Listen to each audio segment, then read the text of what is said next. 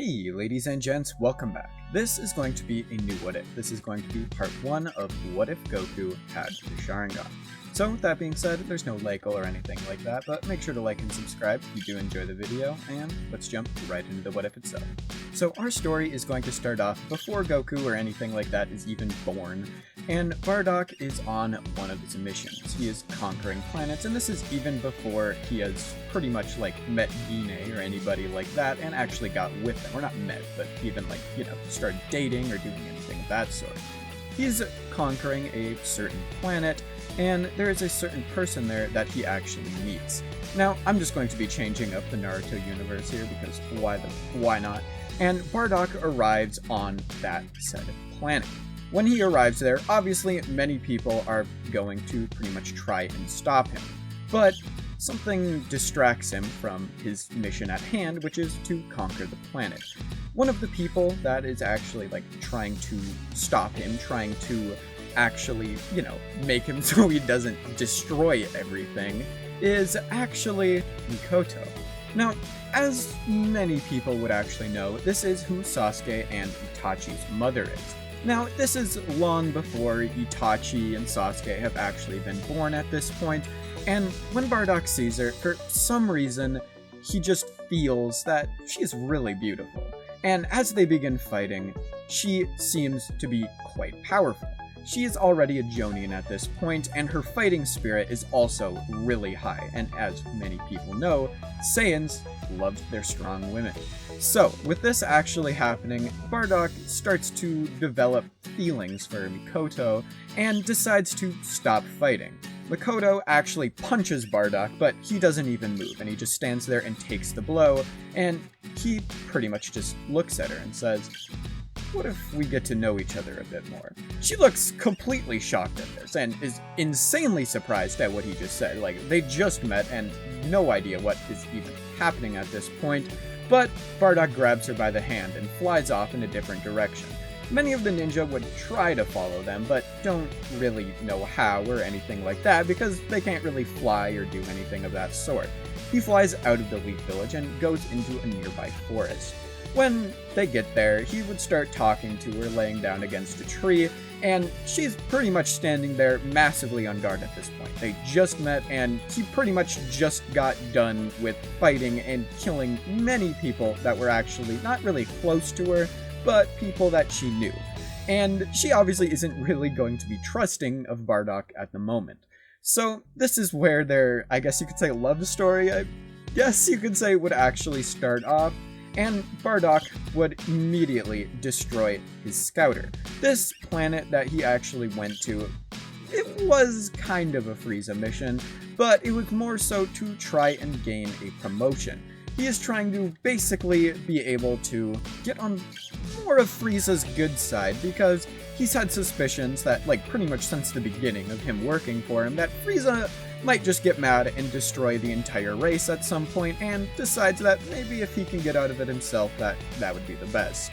So he destroys his scouter at the moment. Frieza doesn't really know where he is, and he hasn't really been using it or communicating with anybody for quite a while, so they aren't really able to track him or anything like that, since they didn't really give a shit where Bardock was in the first place. As Bardock destroys the scouter, he looks at Mikoto and says that he likes her. She's a strong woman, and that's what he likes. She looks at him at this point and is just completely flabbergasted. Doesn't even know what the fuck he's talking about. What do you mean you like me? You just tried to destroy my entire world. And Bardock nods, yeah, I did. But that's just kind of because I was kind of ordered to, lying a little bit to her, to try to get more on her good side. And he didn't really want to in the first place, and it was more so just to try and get away from somebody else. So, obviously referring to Frieza at this point. So, Mikoto would basically slowly, very slowly, mind you, start warming up to Bardock, and she doesn't end up getting with the leader of pretty much the Uchiha, Fugaku, and have Itachi or anybody like that. She would basically be visiting Bardock on her off time whenever she wasn't on a mission or anything like that, who pretty much set up a small cabin in the forest and is actually more so enjoying his peaceful life that he has at the moment. But one day, this all changes.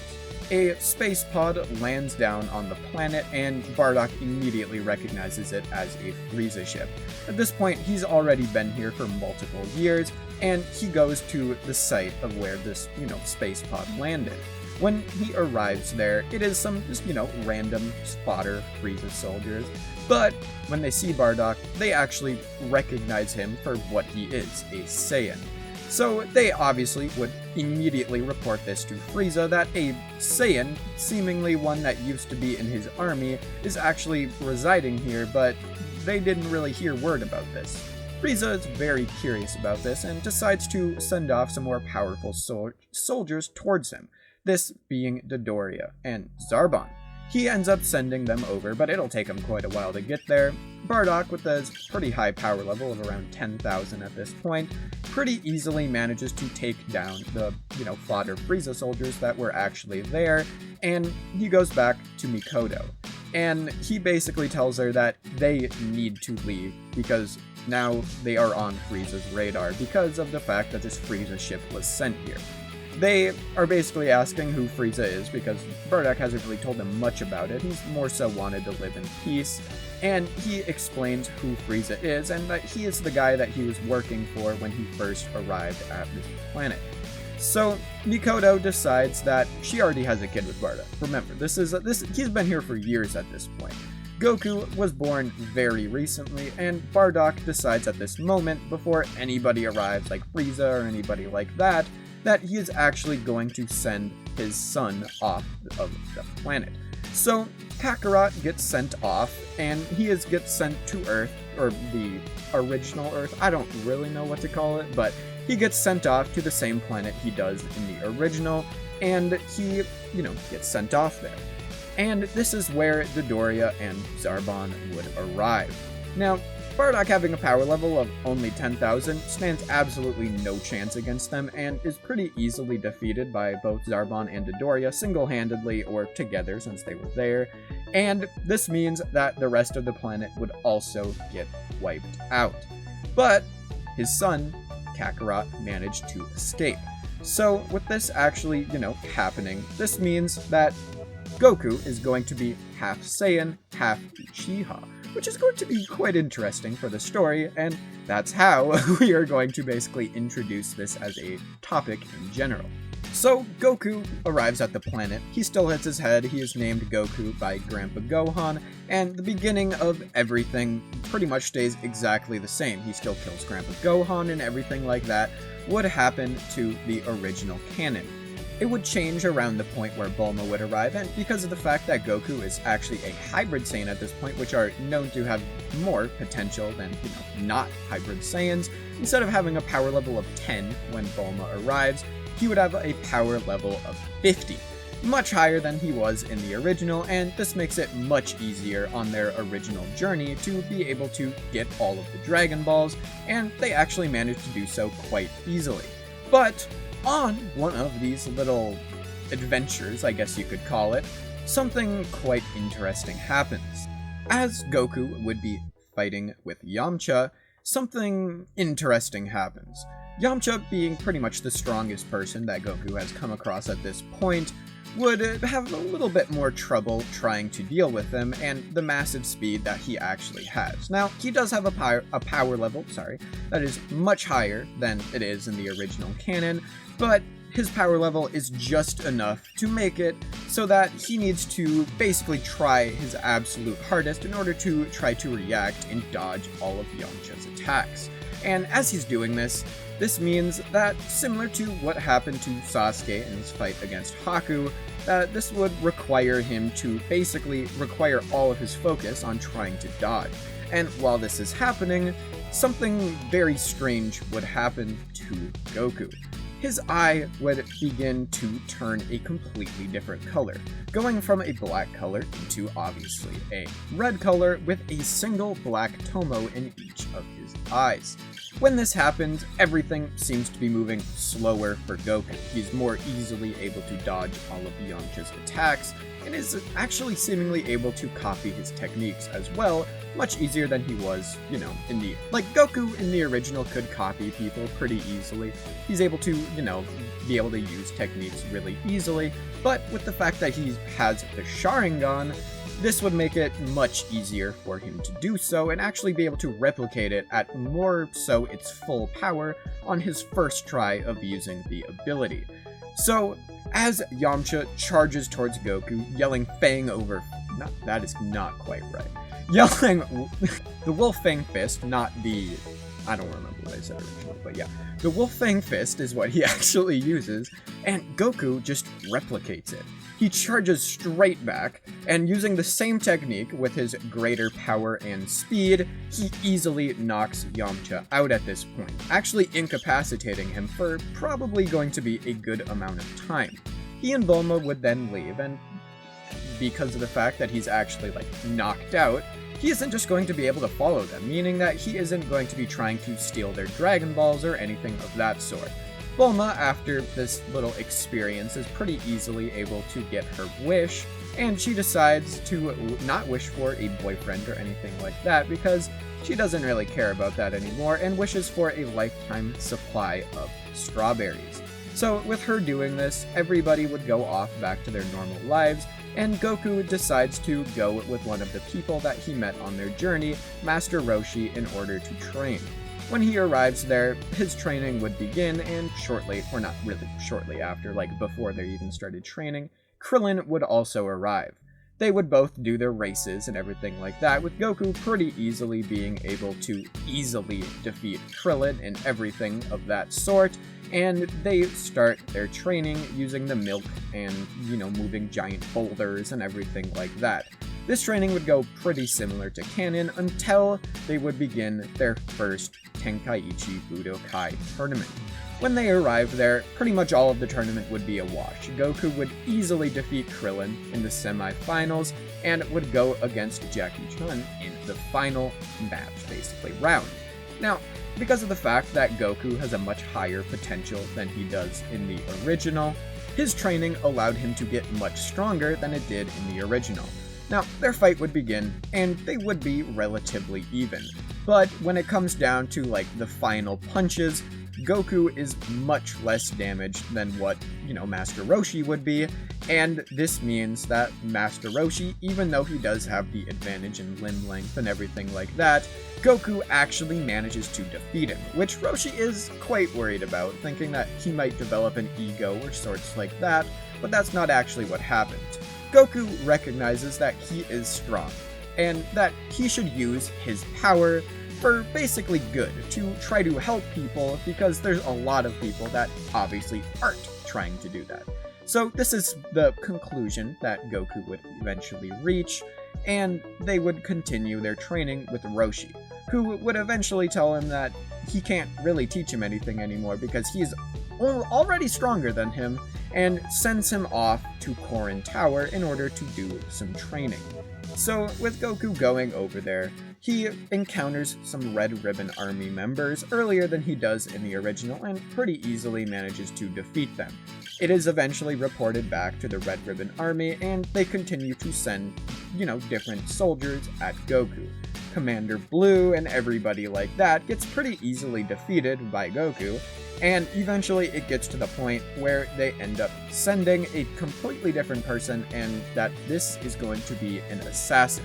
Tao Pai Pai is getting to basically, he launches his pillar, and he jumps on it and heads over to Korin Tower, where Goku is pretty much just arrived at.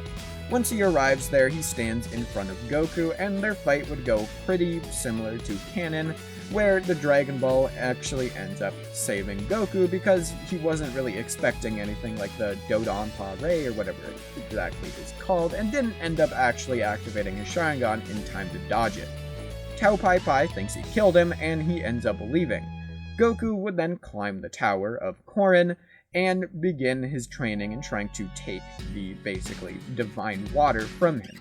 Now, this training would go pretty similar to canon. It would take a decent amount of time for him to be able to do so, but it would be shorter than in the original, and during this time, he actually manages to evolve his Sharingan into the Two-Tomo Sharingan.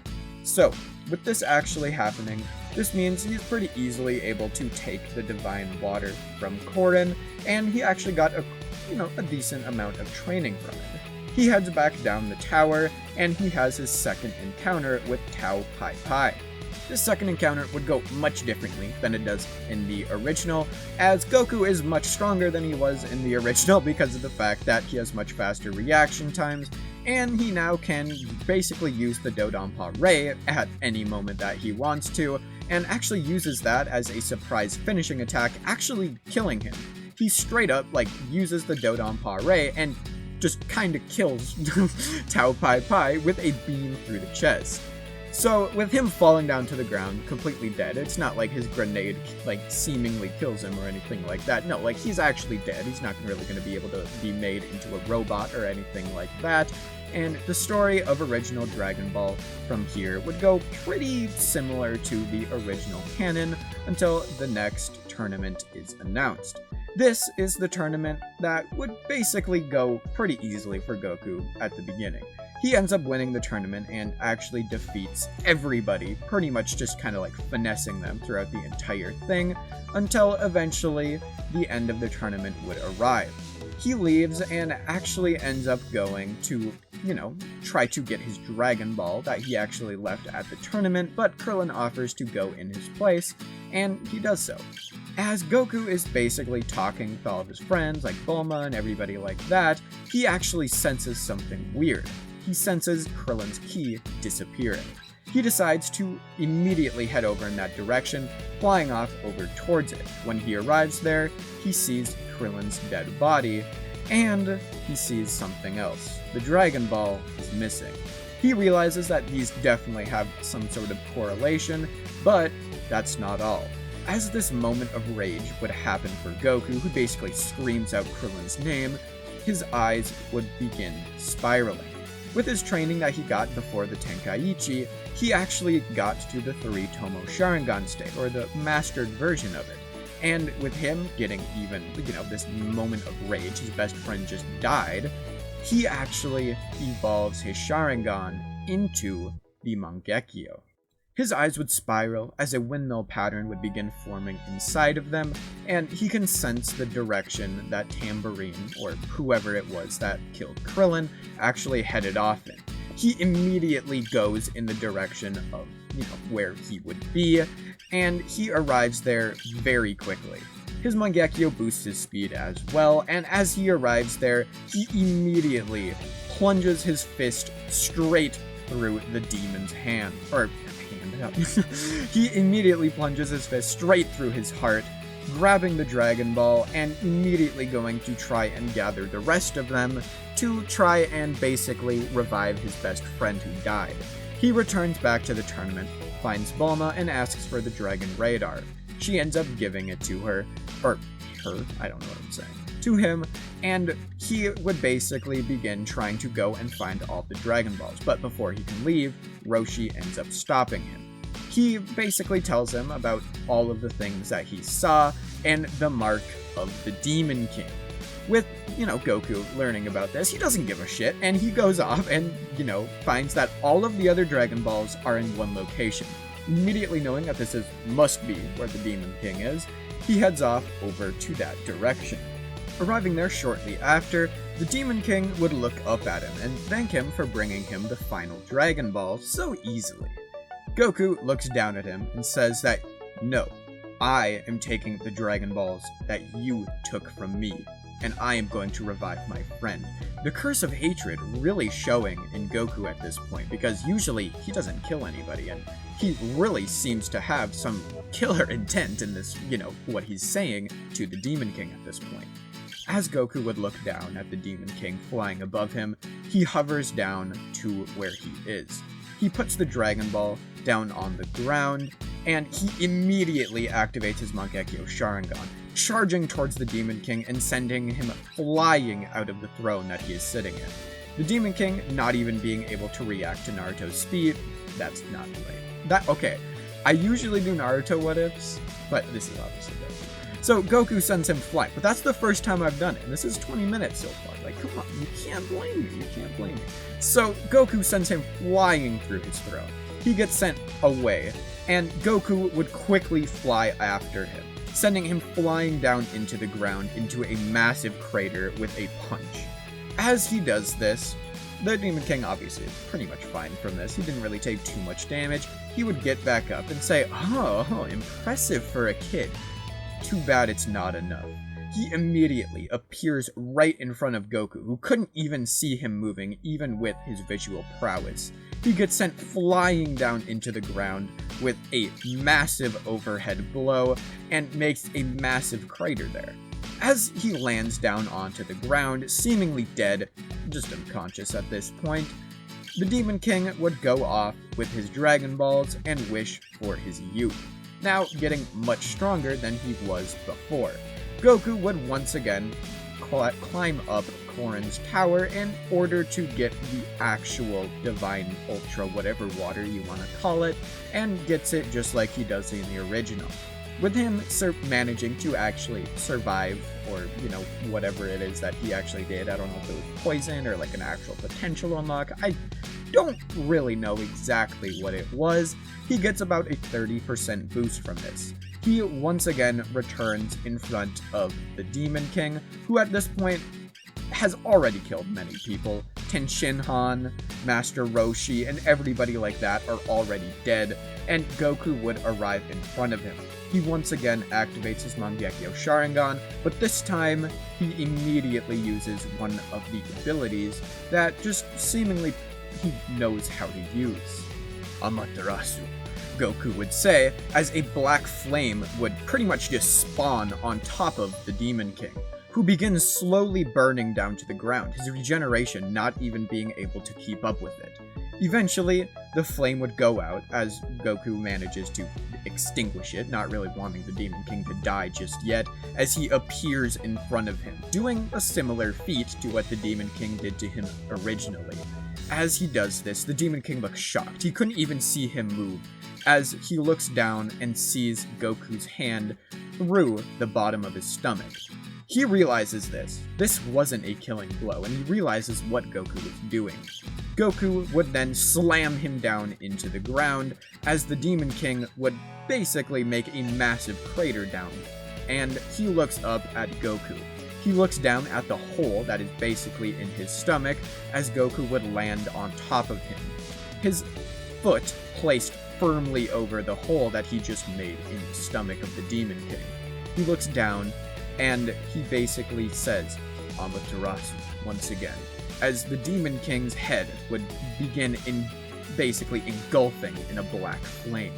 The black flame would eventually completely burn away the Demon King, but thankfully, or I don't really know if it's thankfully, but he does manage to spit out his egg just like he does in the original. Goku would see this, however. As he watches the egg get launched over into the distance, he deactivates his Mangekyo Sharingan. He decides to let the egg go, because he still does want to fight. He is still Goku after all, and he decides to head off in the direction of, basically, Korin. Because of the fact that the Demon King ended up basically killing Shenron, Goku would go to Korin in order to basically try and find a way to revive his friends. He's the most knowledgeable person he would know, because he's basically like the highest god, I guess you could say, that he's actually met. Korin would tell him to go even higher. Goku asks him what he means by this, and Korin would explain that the pole that he actually has on his back allows him to go to Kami's lookout. He decides to do this and gets sent flying up using his pole's extendo, or whatever you actually want to call it, and ends up at Kami's lookout. When he arrives there, he is confronted by Mr. Popo, and is actually quickly able to dodge and hit him because of the fact that he has the Mangekyo Sharingan. He is already way faster than Mr. Popo could even react to. So Kami would end up coming out at this point, and Goku sees him as the Demon King. He immediately charges towards Piccolo, or, what he thinks is Piccolo, and he would easily block Goku, catching his hand in his fist, because Goku wasn't really trying that hard. He just basically tried to punch him. He didn't use any of his Mangekyo abilities or anything like that, and would quickly try and calm the boy down. he does manage to do so before he, kills Kami or anything like that, and explains that not only is Piccolo not dead, but he can actually rebuild Shenron in order to revive all of his friends. Goku is massively relieved by this, thinking that all of his friends were gone for good, and decides that now is the time to do so. So Kami would end up rebuilding Shenron, and Goku would wish all of his friends back to life, or all of the good people killed by Piccolo to be revived. With this actually happening, this means that people like Tenshinhan, who has actually ended up getting revived because Goku did his little talk no jutsu or whatever you want to call it, and this also means people like Roshi and Krillin and everybody like that is revived as well. Kami would ask to train Goku, and he's actually able to sense the darkness in Goku's heart, which is much more so there than anything else, because Goku is not pure in this what if, not in the slightest at this point. He is not able to ride like the Nimbus Cloud or anything like that, obviously, and the Kami would be able to sense this, sense the evil, and not evil intent, but the hatred that Goku actually feels. He begins training Goku, but that is where I'm going to leave this part out. So I'll see you guys in part 2.